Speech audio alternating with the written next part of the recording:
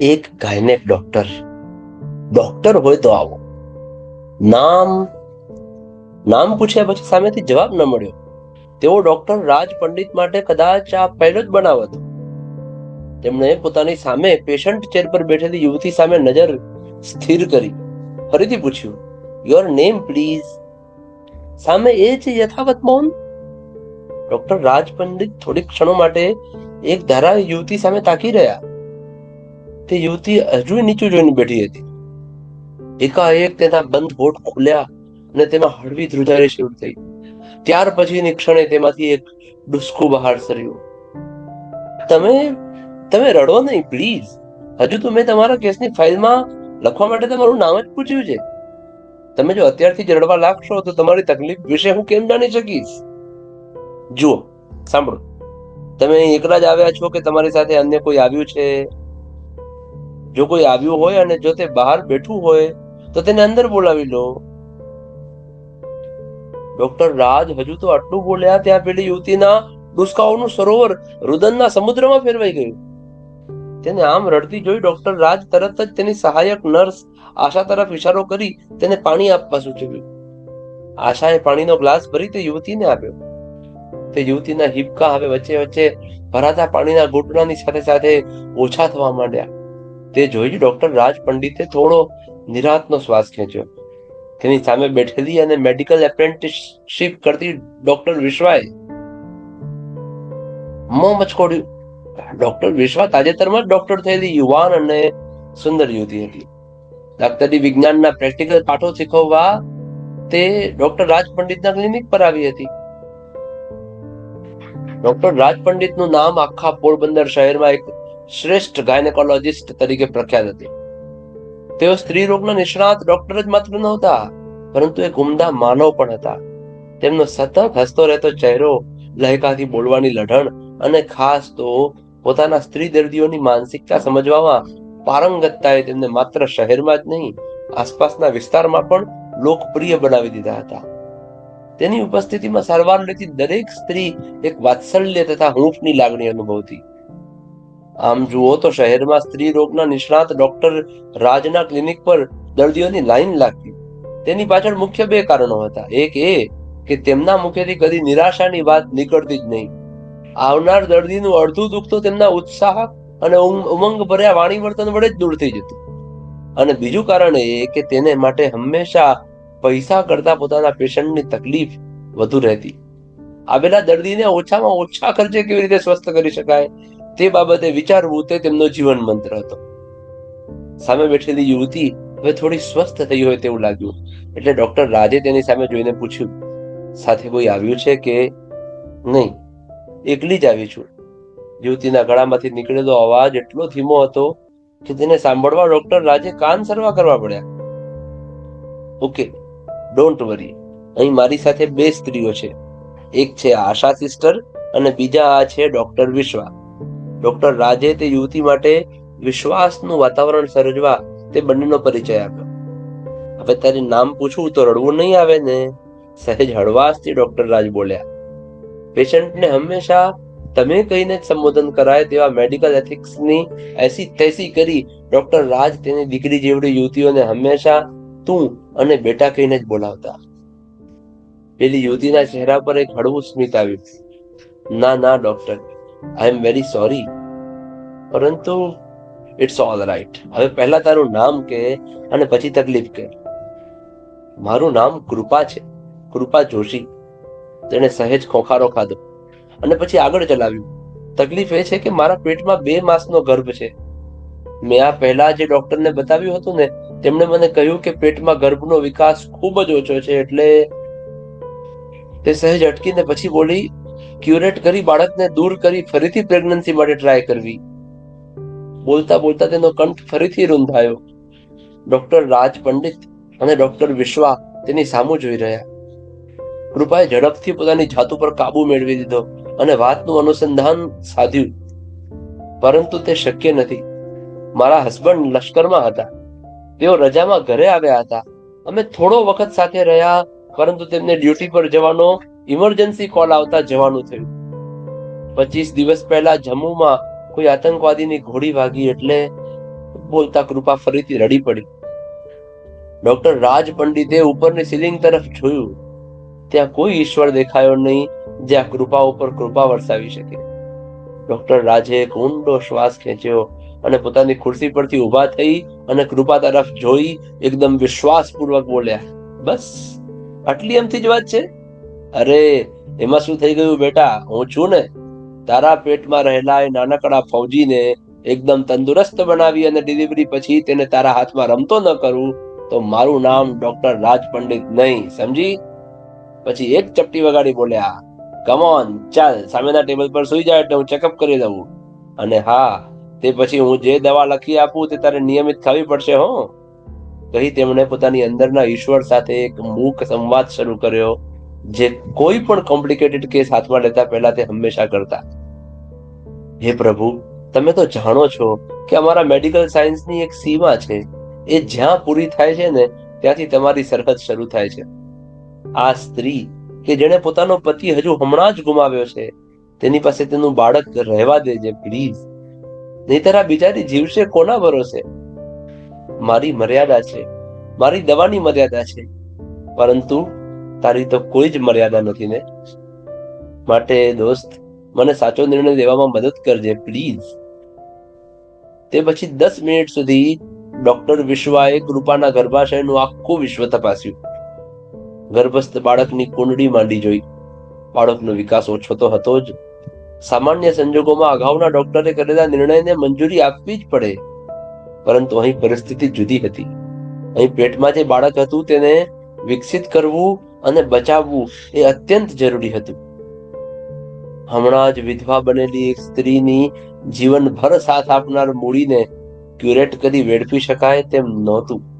તો સામા પક્ષે ઓછા વિકસિત ગર્ભને પેટમાં રાખી તેને બચાવવા પ્રયત્ન કરવો એ પણ ખૂબ જ જવાબદારી વાળું કામ હતું. ડોક્ટર રાજે જવાબદારી ઉઠાવવાનો નિર્ણય કર્યો.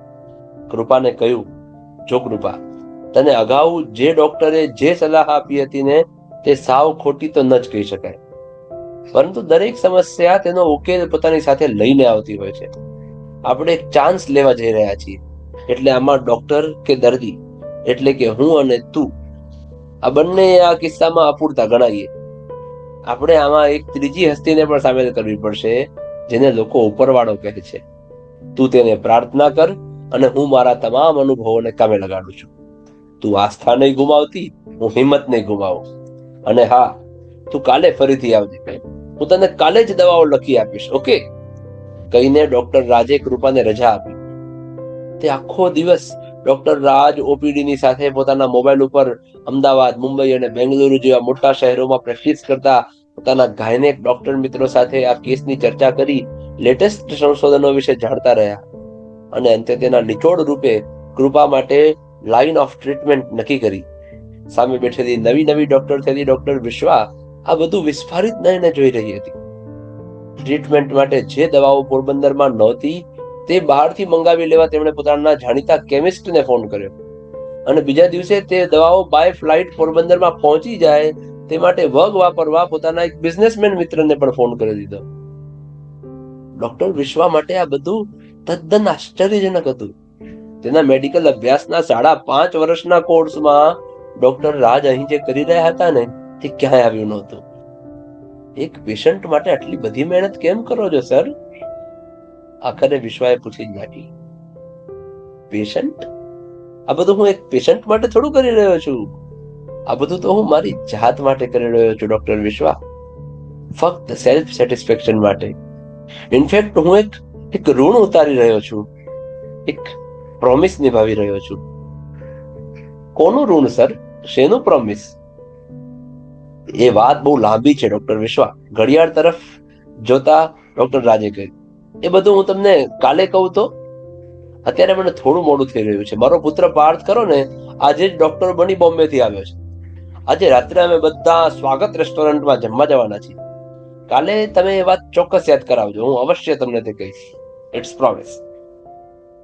બીજે દિવસે સવારે કૃપા ડોક્ટરની ચેમ્બરમાં આવી ત્યારે તે ગઈકાલ કરતા ઘણી જ સ્વસ્થ હતી. તેની સાથે એક વૃદ્ધ યુગલ પણ હતું. Good morning Mrs Joshi, welcome. આજે તમારી સાથે આવ્યા છે તે તમારા સાસુ અને સસરા હોય તેવું લાગે છે. એમ આઈ રાઈટ? Right sir. પહેલા ડોક્ટરની મુલાકાત વખતે પણ તેઓ મારી સાથે આવ્યા હતા, પરંતુ ત્યાં તે ડોક્ટરની વાત સાંભળી તેઓ ભાંગી પડ્યા હતા. એટલે ગઈકાલે તમને મળવા હું એકલી જ આવી હતી. મેં અહીંથી જઈને તેમને બધી જ વાત કરી, એટલે આજે તેઓ તમને મળવા આવ્યા છે. નમસ્તે. ડોક્ટર રાજે બંનેને નમસ્કાર કરી ટૂંકમાં આખી વિગત સમજાવી અને છેલ્લે કહ્યું, તમે ચિંતા ન કરશો. કૃપા માટે મેં એકદમ આધુનિક ટ્રીટમેન્ટ નક્કી કરી છે. જે દવા અહીં નહોતી મળતી ને તે પણ મુંબઈથી મંગાવી લીધી છે. આજ સવારની ફ્લાઇટમાં તે આવી પણ ગઈ છે. કહેતા કહેતા ડોક્ટર રાજે પોતે મંગાવેલી દવાઓ કૃપાને આપી ને કઈ રીતે લેવી તે સમજાવી. સાથે પૌષ્ટિક આહાર લેવાનું પણ સૂચવ્યું. જતા જતા અહોભાવ સાથે તે દંપતીએ ફી અને દવાની રકમ વિશે પૂછ્યું. ત્યારે ડોક્ટર રાજ બોલ્યા, નહીં નહીં, કંઈ જ નહીં. દેશની સેવા કરતા શહીદ થયેલા જવાનની પત્નીની ટ્રીટમેન્ટનો કઈ ચાર્જ લેવાય ખરો? બસ તમે ઈશ્વરને પ્રાર્થના કરો કે આપણી આ જહેમત સફળ થાય અને તમે બંને દાદા દાદી બની જાઓ. ડોક્ટરના એ વાક્યે તે ચેમ્બરમાં રહેલા સૌની આંખ ભીની થઈ ગઈ. તે રાત્રે 9 વાગે છેલ્લા પેશન્ટનું ચેકઅપ પૂરું થયું એટલે ડોક્ટર વિશ્વાએ ડોક્ટર રાજને તેમણે ગઈકાલે આપેલા પ્રોમિસની યાદ અપાવી. ડોક્ટર રાજે વાત શરૂ કરી. આજથી લગભગ 42 વર્ષ પહેલાની આ વાત છે. પોરબંદરથી આશરે 40 કિલોમીટર દૂર આવેલા સોઢાણા ગામમાં એક શિક્ષક છોટાલાલ પંડિત તેના 2 સંતાનો અને પત્ની સાથે એક નાનકડા ઘરમાં રહેતા હતા. તેમના 2 સંતાનો પૈકી સૌથી મોટું સંતાન એટલે હું. મને યાદ છે ડરામણી રાત. તે દિવસે સવારથી જ વરસાદ પડી રહ્યો હતો. મારી માતાને ત્રીજી ડિલિવરીનું લેબર પેઇન સાંજથી શરૂ થઈ ગયું હતું. નાનકડા ગામમાં ક્વોલિફાઈડ ડોક્ટર તો ક્યાંથી હોય? વળી વરસતા વરસાદમાં માતાને અહીં શહેર સુધી પહોંચાડવા કોઈ વાહન પણ મળે તેમ નહોતું. રાત્રિનો અંધકાર ઘેરો બનતો જતો હતો. તેમ તેમ મારી માતાની પીડા વધતી જતી હતી. મારા પિતાજીના ખાસ મિત્ર ભગવાનજીભાઈ ગામની જે દાયણને તેડી લાવ્યા હતા તે અંદરના રૂમમાં મારી મા સાથે રહી તેની આવડત પ્રમાણે મહેનત કરી રહી હતી. હું, મારી નાનકડી બહેન, પિતાજી અને ભગવાનજી કાકા બહાર પડસાળમાં બેસી માતાનો છુટકારો ક્યારે થાય તેની રાહ જોતા હતા. અંદરથી આવતી મારી માતાની ચીસોનો અવાજ મને પણ રડાવી રહ્યો હતો. આખરે તે દાયણે બહાર આવી પિતાજીને કહ્યું કે આને હવે શહેરમાં લઈ જવી પડશે. પેટમાં રહેલું બાળક આડું થઈ ગયું છે. અમે સૌ ગભરાઈ ગયા. એ વખતે ભગવાનજી કાકાએ પિતાજીને ધીરજ બંધાવતા કહ્યું કે તમે ચિંતા ન કરો. બાજુના ગામે મારા એક સંબંધીને ત્યાં પ્રસંગ છે. તે નિમિત્તે પોરબંદરથી એક ડોક્ટર પણ આવ્યા છે. હું તેમને જઈને વાત કરું છું. જો તેમના હૈયે રામ વસે ને તે આવા તૈયાર થશે તો તેને તેડી લાવું છું. બાકી આવા વરસાદમાં બીજો કોઈ ઉપાય જ નથી. ડોક્ટર વિશ્વા, તમે નહીં માનો, માત્ર અડધા જ કલાકમાં ભગવાનજી કાકાના રાજદૂત સ્કૂટર પર બેસીને પલળતા પલળતા એક ડોક્ટર આવ્યા અને મારી માં બચી ગઈ. તે રાત્રે ફાનસના આછા અજવાળામાં મેં તે ડોક્ટર નહીં પરંતુ ઈશ્વરને જોયો, જેણે મને નવાયો થતા બચાવી લીધો. તેમણે જતા જતા મને પૂછ્યું કે તું મોટો થઈને શું બનીશ? ત્યારે મારા મોઢામાંથી શબ્દો સર્યા, તમારા જેવો ડોક્ટર. એક બાળકના મોઢેથી બોલાયેલા શબ્દો નહોતા ડોક્ટર વિશ્વા, પરંતુ મેં સમગ્ર માનવ જાતને આપેલું પ્રોમિસ હતું. બાજુના ગામે પોતાના સગાને ત્યાં પ્રસંગે આવેલા એ ડોક્ટર પ્રસંગ છોડીને મેઘલી રાતે જે રીતે મારી માને બચાવવા ચાલી નીકળ્યા ને તે ઘટના મારા ચિત્તમાં એવી રીતે અંકિત થઈ ગઈ છે કે માનો આજે પણ દરેક ગર્ભવતી સ્ત્રીના ચહેરામાં મને મારી માનો ચહેરો દેખાય છે. આપણે ગાયનેકોલોજીસ્ટ તો એવી વ્યક્તિ છીએ ડોક્ટર વિશ્વા કે જેણે ઈશ્વરે જેનું જતનપૂર્વક સર્જન માતાના ગર્ભમાં 9 માસ સુધી કર્યું હોય ને તેને કાળજીપૂર્વક બહાર લાવી તે માતાના હાથમાં સોંપવાનું જ કાર્ય કરવાનું હોય છે. આપણે નસીબદાર છીએ કે ઈશ્વર પોતાના સર્જન કાર્યમાં આપણને ભાગીદાર બનાવે છે, ફક્ત આપણને જ. અને એક વાત કહું ડોક્ટર વિશ્વા, ડોક્ટર માટે દાક્તરી એ કદાચ એક પ્રોફેશન હશે, પરંતુ દર્દી માટે તો ડોક્ટર તેનો જીવનદાતા હોય છે. એ પાઠ હું વર્ષો પહેલા એ મેઘલી રાત્રે શીખ્યો હતો. યસ, એ જ રાત્રે. ડોક્ટર વિશ્વા ભીની આંખે અહોભાવપૂર્વક ડોક્ટર રાજ પંડિતના 50 વર્ષીય ચહેરા પર ચમકતી આભાને જોઈ રહી અને તેના કાનમાં શબ્દો ગુંજતા હતા, yes, he is next to God. કેવી લાગી તમને આ વાર્તા? તમારા બધા જ ડોક્ટર મિત્રો સાથે શેર કરવા જેવી છે કે નહીં? ફટાફટ શેર કરો.